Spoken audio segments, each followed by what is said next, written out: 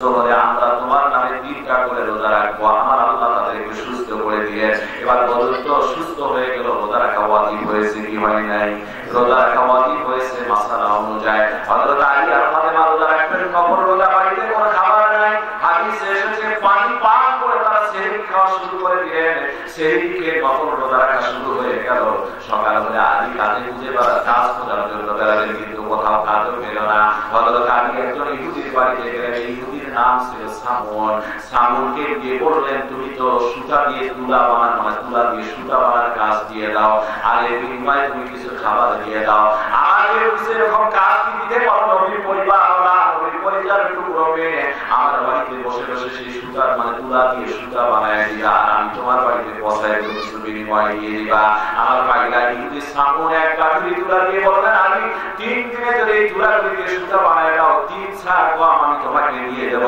আমার ভাইরা তুলা দিয়ে আসলেন, নবীর পরিবার টুকরমে ফাতেমা এই রোজা রেখে নফল রোজা পানি পান করে রেখেছেন, আর এই অবস্থায় তিনি সুতা তৈরি করতেছেন। 1 ভাগ সুতা তৈরি হয়ে গেল, 1 ভাগ তুলা তৈরি, তুলা দিয়ে সুতা হয়ে গেল। আর সেই সুতাটা বসাই দিলেন সামনের বাড়িতে, ইহুদির বাড়িতে। ইহুদি 1 ছাড় কম দিয়ে দিল। জাতার মধ্যে হযরত ফাতেমাকে এসে গোলটা দিয়ে ফাতেমা জাতার মধ্যে এসে 5টা রুটি তৈরি করলেন। 5টা রুটির পিছনে পাওয়া যায় আমার ভাইরা ওই বাড়িতে একজন কাদের ছোট্ট এতিম ছিল, আর হযরত আলীর জন্য একটা, ফাতেমার জন্য একটা, হাসান হোসেনের জন্য কয়েকটা, এই তো 5টা রুটি তৈরি হয়ে গেল। আমার ভাইরা আলীকে মাগরিবের নামাজ নবীর পিছনে আদায় করলেন। নামাজ শেষ করে এসে তিনি ইফতার করবেন, খাবার খাবেন, এমন সময় পানি দিয়ে ইফতার করলেন মসজিদে। ভাইরা আমার নামাজ শেষ করে বাড়িতে এসে 5 জন খেতে বসলেন। এমন সময় হযরত আলী লক্ষ্য করে দেখতেছেন, ঘরের দরজায় এসে একজন বললেন, নবীর পরিবার বলে গো, আমি একজন মিসকিন, আমি একজন ফকির, খুব ক্ষুধার্ত, মেহেরবানি করে আমাদের কিছু খাবার দাও, আমার আল্লাহ তোমাদের জান্নাতের দস্তরখানার মধ্যে খানা খাওয়াই দিবে। ভাইরা আমার হযরত ফাতেমা আলী ওই ফকিরের কথা আওয়াজ শুনলেন। আলী তখন একটা রুটি মাত্র সিরে মুখ পর্যন্ত নিয়ে আসছেন, ওই সিরা রুটিটাও আবার রেখে দিয়ে হযরত ফাতেমা সব বুদ্ধি করে ওই 5টা রুটি, সারাদিন রোজা রাখা মানুষটা ওই ফকিরকে রুটি 5টা দিয়ে আবার পানি পান করে রাত্রি যাপন শুরু করলেন। বলুন আল্লাহু আকবার। শেষ রাত্রের মধ্যে আবার সেই সেই পানি পান করে থাকলেন, কোনো খাবার নাই, আবার রোজা থাকলেন। দ্বিতীয় দিন অর্ধেক 3 ভাগের 1 ভাগ, আর 1 ভাগ সুতার কাজ হয়ে গেল। সামুন নামে ইহুদি আর এক্সট্রা কম দিয়ে দিল। ওই কমটা দাদার মধ্যে মিশে আবার 5টা রুটি তৈরি করে ফেললেন। এমনই সময়ের ভিতরে আমার ভাইরা রুটি 5টা তৈরি হয়েছে, মাগরিবের নামাজের পর খেতে বসবে, ইফতার করলেন, পানি দিয়ে শুধু মসজিদে আমার ভাইরা খেতে বসবেন। এমন সময় ঘরের দরজায় আওয়াজ আসলো, নবীর পরিবারওয়ালা, আমি একজন এতিম, মেহেরবানি করে আমাদের একটু খাবার দিয়ে দিয়ে। ওই দিন হযরত ফাতেমা আর আলী 5টা রুটি নিয়ে গিয়ে ওই এতিমকে দিয়ে দিলেন। জোরে বলেন সুবহানাল্লাহ। দ্বিতীয় দিনও তিনি পানি খেয়ে থাকা শুরু করে দিলেন। হাসান হোসেন তাদের ওই এতিম মেয়েটাও আমার ভাইরা শেষ রাত্রে আবার তিনি পানি পান করে নফল রোজা রাখতেছেন। দ্বিতীয় দিন এই দিন কাজ শেষ হয়ে গেল, আর একটা গম পেয়ে গেল, ওই গমটা দাদার মধ্যে এসে রুটি তৈরি করলেন। ভাই আমার খাবেন, কিন্তু শেষ দিনের দিন হযরত আলী আর ফাতেমা খেতে বসেছেন, ওই 5 জন খেতে বসেছেন। এমন সময় ঘরের দরজায় আওয়াজ আসলো, নবীর পরিবারওয়ালা, আমি একজন যুদ্ধবন্দী, মেহেরবানি করে আমার কিছু খাবার দিয়ে দিন। ভাইরা আমার ওই দিন 5টা রুটি দিয়ে দিলেন। জোরে জোরে বলেন সুবহানাল্লাহ। 3 দিন অনাহার মানুষ রোজা রাখলেন ভাবে, 3 দিন অনাহার ঠিক আছে, এই দিন পরে কিন্তু আর কোনো রোজা নাই, কিন্তু ওই দিন তারা চলতেই পারতেছেন না। হাসান হোসেনকে আলী নিয়ে চলে গেলেন বিশ্ব নবীর দরবারে, মনে মনে ভাবলেন সেখানে গেলে খাবার পাবেন, কিন্তু ওখানে গিয়ে খাবার পেলেন না। আমার ভাইরা হাসান হোসেনকে সঙ্গে নিয়ে হযরত আলী চলে আসলেন বিশ্ব নবীর দরবারে।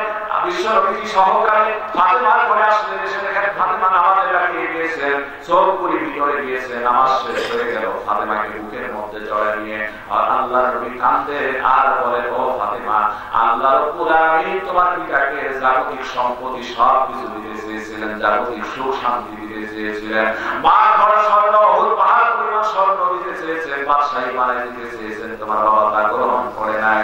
আর তারই মেয়ে তুমি কি এই কষ্টের ভিতরে আল্লাহর উপর রাজি না? তুমি বলে দাও। হযরত ফাতিমা বলেন, ও আমার পিতা, আল্লাহ আল্লাহর কসম করে বলি এই অবস্থায় আমার আল্লাহর কাছে সামান্য তোমার আমার কোনো অভিযোগ নাই। চিৎকার করে বলেন সুবহানাল্লাহ। আল্লাহ ফাতেমাকে বুকে জড়ায় মৃত্যু প্রশংসা করবেন, আল্লাহর কাছে দোয়া করতেছে।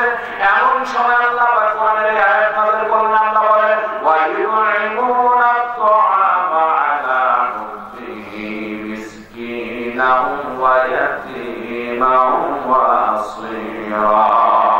আল্লাহু আকবার। আল্লাহ বলেন নবী আপনি কাদের ব্যাপারে বলতে চান? যারা নিজেদের খাবারের চাহিদা থাকার পরও অনাহারে রোজা রেখে যারা ইয়াতীম মিসকিন আর যুদ্ধবন্দীদেরকে খাবার দিয়ে দেয়, এরাই তো না আপনার পরিবার। বলা জোরে জোরে বলেন সুবহানাল্লাহ। বলেন আল্লাহু আকবার। এদের দাম ছিল আর টাঙ্গাইলের সেই কথাটাই বলে আজকের আলোচনা শেষ করবো। বাসিরউদ্দিন গভীর মুর্শিদ কথাটি শেষের দিকে বলে ফেলবো। আমার ভাইরা সেই টাঙ্গাইলের গোপালপুর থানায় ওই দিন আমার দুইটা মাহফিল, জামাতুলের একজন শ্রেষ্ঠ আলেম আবুল কাসিম বরকাতুল্লাহ মারাবিয়া, উনি আমাকে বললেন মাওলানা আমার মাদ্রাসায় মাহফিল করার দরকার, আপনি আমাদের বক্তা দিয়ে দিন। উনি আমার বহু মাহফিলের সভাপতি দায়িত্ব পালন করতেন আমার ভাইরা। আমি বললাম হুজুর আপনি তো বাংলাদেশের অনেক আলেমদের সাথে পরিচয়, আমার কাছে বক্তা ছেড়ে লাভটা কি হয় না, তুমি একটা বক্তা দিয়ে দাও। আমি ভারতের ASM শফিউর রহমান কলকাতার এই বক্তাকে ওনার মাদ্রাসায় আলোচনা করে দিলাম যে ভারতের একজন বক্তা দিয়ে বললো ভালোই হয়, যেহেতু অন্য দেশের লোক দিয়ে দিতে পারো। আমার ভাইরা ভারতের ASM শফিউর রহমান আপনার আলোচনা সিলেটে দেখতে পারবেন, ওনাকে আমি দিয়ে দিলাম। আমি ভারতে কলকাতায় প্রোগ্রাম করছি, আসাম প্রদেশে প্রোগ্রাম করছি, তখন ওনার সাথে আমার সাক্ষাৎ। বাংলাদেশের প্রোগ্রাম তার প্রতিশ্রুতি দিয়েছিলাম, তাই তো সুযোগ পেলাম একটা প্রোগ্রাম আমরা দিয়ে দিলাম। আর মানিকগঞ্জের আরেকটা বক্তা দিয়ে দিলাম। ওই মাওলানা বললো তোমার থাকা লাগবে। আমি বললাম হুজুর টাঙ্গাইলের গোপালপুর থানায় আমার মাহফিল, আমি কেমনে থাকবো? আমি তো গত বছর এই প্রোগ্রাম দিয়েছি। বললো না ইশার পর বয়ান করে প্রাইভেটে চলে যাবা, ওখানে গিয়ে তুমি প্রোগ্রাম করতে পারবা। আমার ভাইরা আমার বন্ধু ভাই একজন মানিকের মান রাখার জন্য আমি ওই জামালপুরে প্রোগ্রাম করে সারা নামাজের পর 1.5 ঘন্টা বয়ান করে আমি টাঙ্গাইলের গোপালপুর থানার উদ্দেশ্যে রওনা করলাম। রাস্তাঘাট কিছুটা খারাপ, বেশ সময় চলে গেল। 12:30 রাত্রিতে আমি ওই মঞ্চের কাছাকাছি চলে আসলাম। যখন বাজারের দক্ষিণ এসেছি, ওরা মন্দিরের হুজুর কোথায় আপনাদের বাজারের দক্ষিণ এসেছি, মাইকের আওয়াজ আমি শুনতে পারতেছি। তখন প্রধান অতিথিকে তুলে দিয়েছেন পৌরমের পুরা নামটা মনে নাই আমার ভাইরা, সম্ভবত শান্তু ভাই এতটুকু মনে আছে। ওই ভাই বক্তৃতা দিচ্ছেন, ছোট ছোট ভাষায় বক্তৃতা দিচ্ছেন। আমি মঞ্চে স্টেজে বসে আছি। এমন সময় তাকিয়ে দেখি ছোট্ট একটা বালকরে, বয়স হতে পারে 9 কিংবা 11 বছরের ছোট্ট বালকটা মাদ্রাসার ছেলে, চোখ দুইটা ভিতরে নিয়েছে। এই ছেলেটা স্টেজের সামনে দিয়ে আমার দিকে 2-3 বার দেখে এর মতো করে, আর ওই ছেলেটা আমার দিকে তাকায় তাকায় দেখে আর স্টেজের ডানে একবার যায়, বামে একবার যায়। হঠাৎ করে ধমক দিলাম, দেখা মাদ্রাসার ছেলে হয়ে তুমি এরকম করো, তাহলে সাধারণ ছেলেরা কি করবে? বসে কি কোরআনের আলোচনা শুনতে পারো না, মাহফিলের আদব রক্ষা করতে পারো না? ছেলেটা বসেই পড়লো। আমার ভাইরা একটু পরে ওই ছেলেটা দেখি চোখের পানি ছেড়ে কাঁদতেছে, সাদা পাঞ্জাবি ভিজে গিয়েছে। আমি চিন্তা করলাম আমার ধমক হওয়ার কারণে ওই ছেলেটা বড় ব্যথা পেয়েছে। আর পরে স্টেজে ডাকবো, এমন সময় পিছন থেকে কমিটির একজন লোক ডাক দিয়ে বলে হুজুর ছেলেটারে আর কোন ধমক দিবেন না। ওই ছেলেটা আমাদের মাদ্রাসার একটা সবচেয়ে কম বয়সের ছেলে। আজকে 8 জন কোরআনের হাফেজ, একটু পরে আপনার হাতে পাক দিবে, তার মধ্যে ওই ছেলেটা একটা। হুজুর কিন্তু বড় দুঃখের বিষয় হলো ওই ছেলেটার মা 3 দিন আগে দুনিয়া থেকে বিদায় হয়ে চলে গিয়েছে। বলুন আল্লাহু আকবার। আমার ভাইরা মার একটা সন্তানের কথা শুনে খুব নিজেকে খারাপ লাগলো। এমন ছেলেকে ধমক দেওয়ার কারণে নিজেকে অপরাধী বলেও কিছুটা মনে হলো। আল্লাহকে বললাম আল্লাহ সে যদি ক্ষমা করে না দেয় হয়তো তুমিও ক্ষমা করবে না। আমি কিন্তু আমার ভাইরা ওই স্টেজ থেকে কমিটির লোককে বললাম ওই একটু স্টেজে তুলে নিয়ে আসেন। ওর স্টেজে আনা হলো, ওর মাথাটা ধরে বুকের সঙ্গে ঠেকাই দিয়ে আমি বললাম বাজান রে, আল্লাহ আমাদের মাফ করে দাও রে বাজান। আমি জানতে চাই স্টেজের সব কি 2-3 বার কেন চলাফেরা করেছে, আমার দিকে তাকাইছে, একটু জলদি করে বলো। ছেলেটা চোখের পানি ছেড়ে দিয়ে ফুপায় ফুপায় কান্দে আর বলে হুজুর বিগত 1 বছর থেকে আমার জননী মা আমাকে বলতে দেখা যায় যেদিন তুমি কোরআনের হাফেজ হবা ওই দিন আমি তোমার মাদ্রাসায় গিয়ে মহিলা প্যান্ডেলে সবার আগে বসে থাকবো। আর যখন তোমার মাথায় পাগড়ি পরানো হবে তোমার বাবার নাম ঘোষণা করে, তোমার নাম ঘোষণা করে, তখন দুনিয়ার জমিনে সব সবচেয়ে যে মানুষটা বেশি খুশি থাকবে ওইটা ওই সময় আমি তোমার মা। জোরে বলেন সুবহানাল্লাহ। কান্দে আর বলে হুজুর ওই জননী মা আজ আমার বেঁচে নাই, ওই মায়ের জন্য দোয়া চাওয়ার জন্য আপনার কাছে আমি কাছাকাছি গিয়েছিলাম। ছোট্ট মানুষ স্টেজে উঠতেও পারি না, আপনি গভীর রাত কোথাও বসেন নাই, সরাসরি স্টেজে বসেছেন। হুজুর তাই তো আমাদের বড় ব্যথা, মায়ের জন্য দোয়া চাওয়ার জন্য গিয়েছিলাম। ছেলেটার মাথায় হাত বলাই সান্ত্বনা দিয়ে বললাম তুমি শান্ত হও, তুমি কোরআনের হাফেজ হয়েছো, কয়েক খতম দিয়েছো, তোমার মায়ের জন্য দোয়া করা হবে।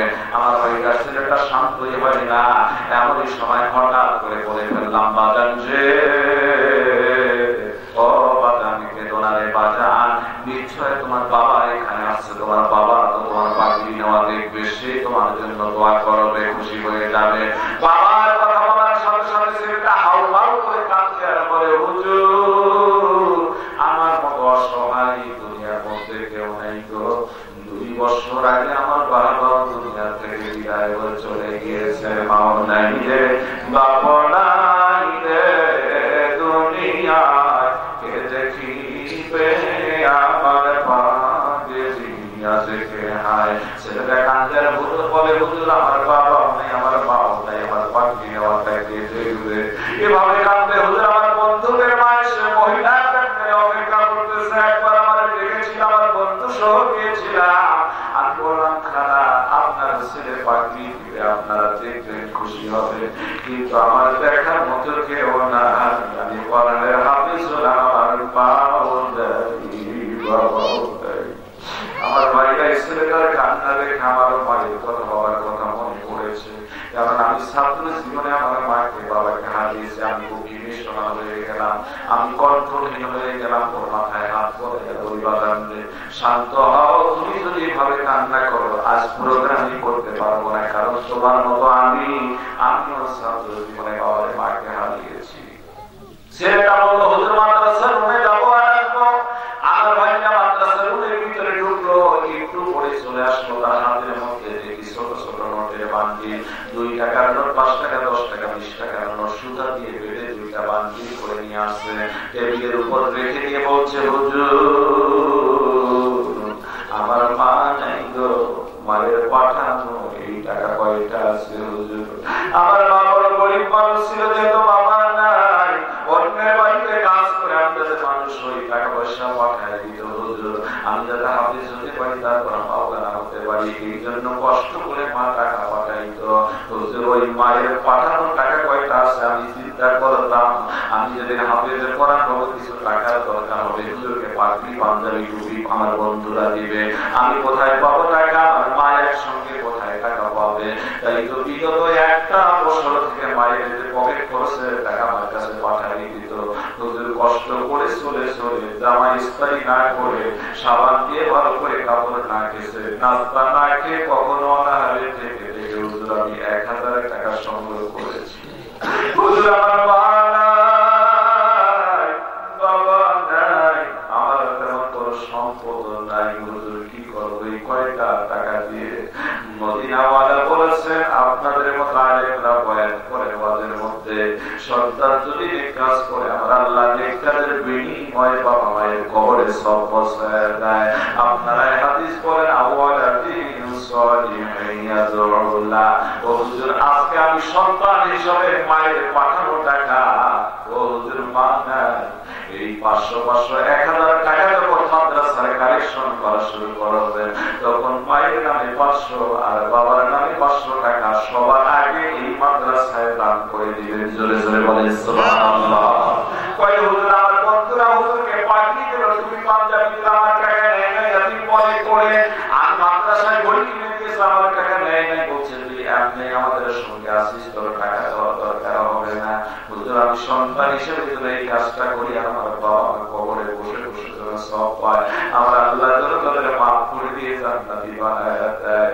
আমার ভাইরা রে, আমার পকেট থেকে 1000 টাকা বের করে ওই ছেলেটার হাতের মধ্যে পকেটে ঢুকাই দিলাম, আর ওর টাকাটা আমি সাথে সাথে স্টেজে রেখে দিলাম। ওর মনের দাম না আসার জন্য বাবা মায়ের জন্য দামটা করবে, সেটা যেন আমি যেন ওর দামটাই আগে ঘোষণা করতে পারি, এই জন্য সেখানে রেখে দিলাম।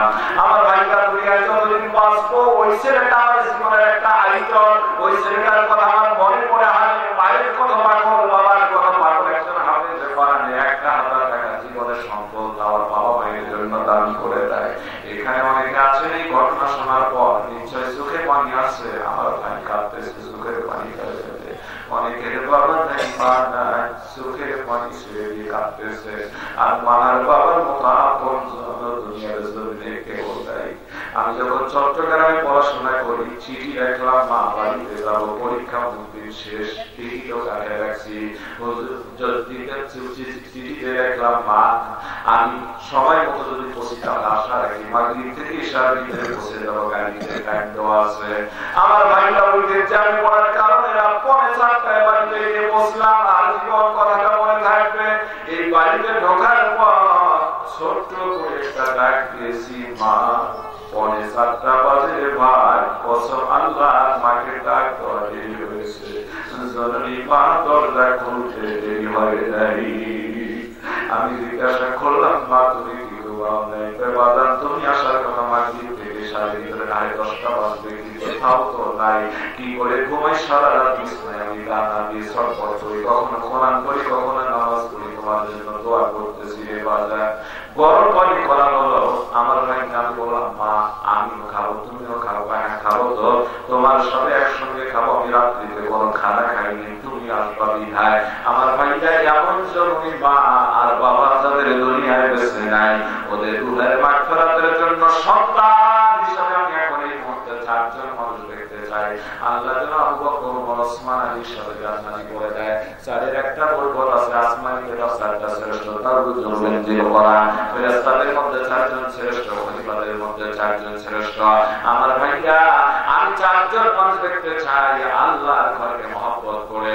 এমন 4টা মানুষকে আছে মা নেই বাবা নাই, ভাইয়া আমরা 10,000 টাকা করে নবীর আল্লাহর ঘরকে মহব্বত করে নগদ কিংবা বাকিতে দান করবেন। সর্বপ্রথম যে ভাইটা বলবেন হুজুর আমি 10,000 টাকা দান করব নগদ কিংবা বাকিতে, ভাইয়া আমার 4 জন মানুষ দিবেন। সর্বপ্রথম ভাইটাকে আল্লাহ আবু বকরের সাথে জান্নাতি করে দেয়। জোরে জোরে বলেন আল্লাহুম্মা আমিন। দিয়ে ধন বলে মনে কেড়ে নিতে কতক্ষণ, নদীর ভাঙবে গোল করবে গোল, এই তো নদীর খেলা, সকালবেলা ধনীরে তুই ফকির সন্ধ্যাবেলা।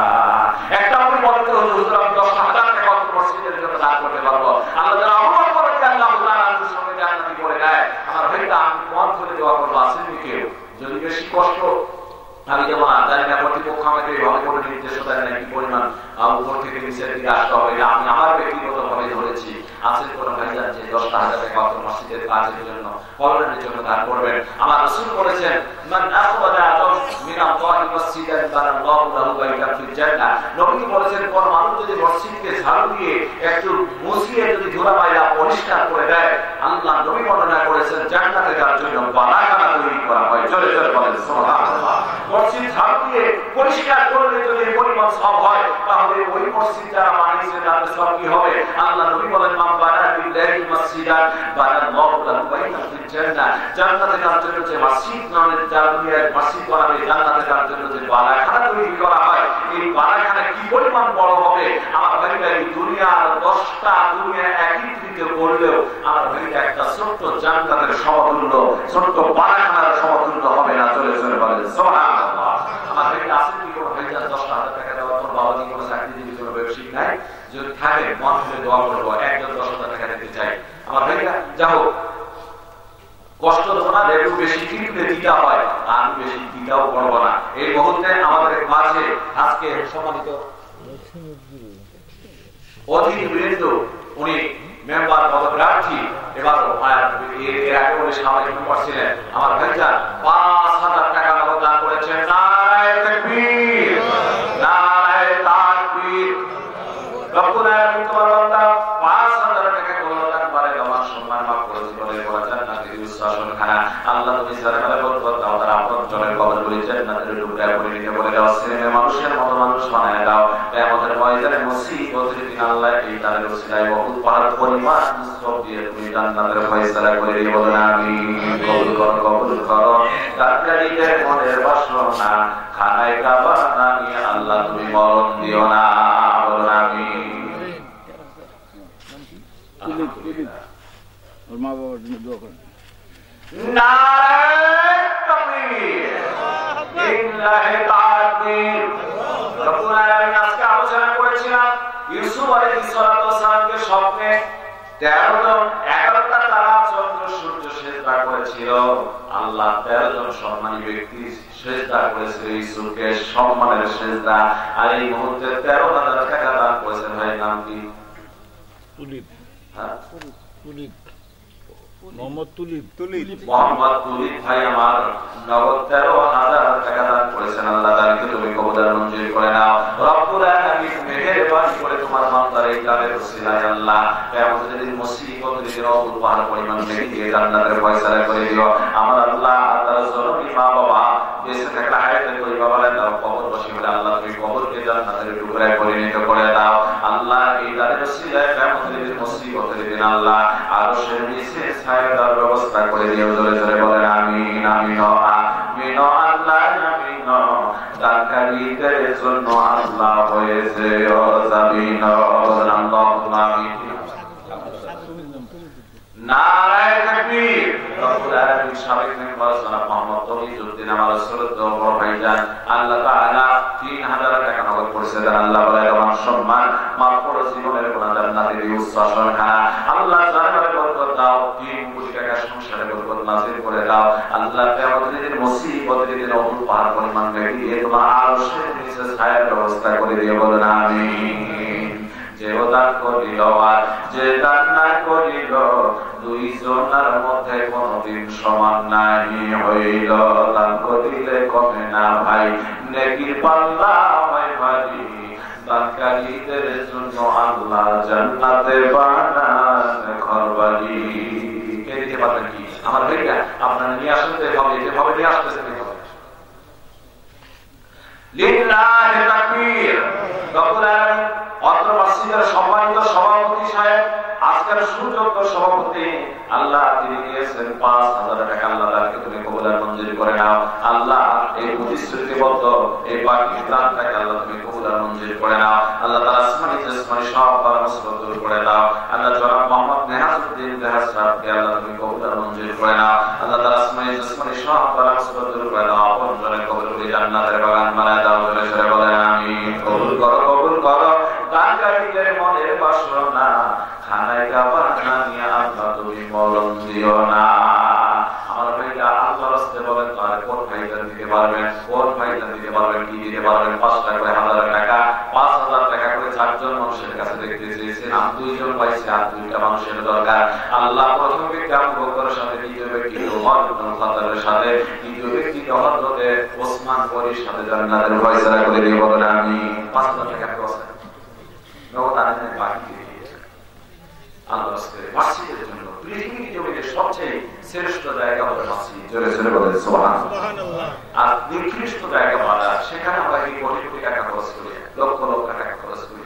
এই মসজিদের জন্য যদি আমরা খরচ করি, শুনে রাখেন ভাই, কিয়ামতের ময়দানে যখন সবকিছু বিলীন হয়ে যাবে, মসজিদগুলি বিলীন হবে না। আল্লাহর কাছে দরখাস্ত করুন, আল্লাহ বলেন তোমরা বিলীন হচ্ছ কেন? আজকে সব ধ্বংস ফাঁক হয়ে গেছে, ফানা হয়ে গেছে, তোমরা এখন অক্ষত কেন?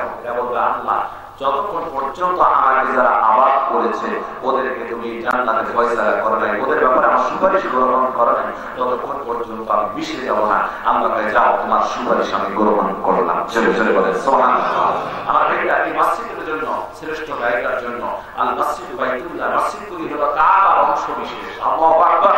এই মসজিদে কাবার অংশের ভিতরে একটু কিছু দান করে আল্লাহর রাস্তায় 5000 টাকা। আরেকজন মানুষ বলেন তো আল্লাহ যেন হযরত ওসমান গনির সাথে জান্নাতের ফয়সালা করে দেয়। নারায়ে তাকবীর, লিল্লাহি তাকবীর। রব্বুল আলামিন তোমার সিফাত দিন আমাদের সঙ্গে না। আল্লাহ তাআলা জনাব মোহাম্মদ আব্দুস সামাদ রব্বুল আলামিন অত্র মসজিদের সম্মানিত দেশের প্রসাদক আল্লাহ তাআলা দানকে তুমি কবুল মঞ্জুর করে নাও। আল্লাহ তোমার বান্দা 5000 টাকা করলেন পারে তোমার সম্মান মাফ করে জীবনের গুনাহ জান্নাতের উচ্চ আসন। আল্লাহ জান্নাতের বরকত দাও। সুযোগ্য কমিটির লোক সভাপতি দান করলো, সেক্রেটারি মাইকেশিয়া দান করলো। আল্লাহ 5 কোটি টাকা সংসারে বরকত নাযিল করে দাও। তার আপন জনের কবরকে জান্নাতের বাগান বানায় দাও, জান্নাতের বরকত দাও। আল্লাহ তুমি ঐক্য বেওয়ারি হিসাব হিসাব সারা সব তারা আমলনামায় দিয়ে দাও বলুন আমিন।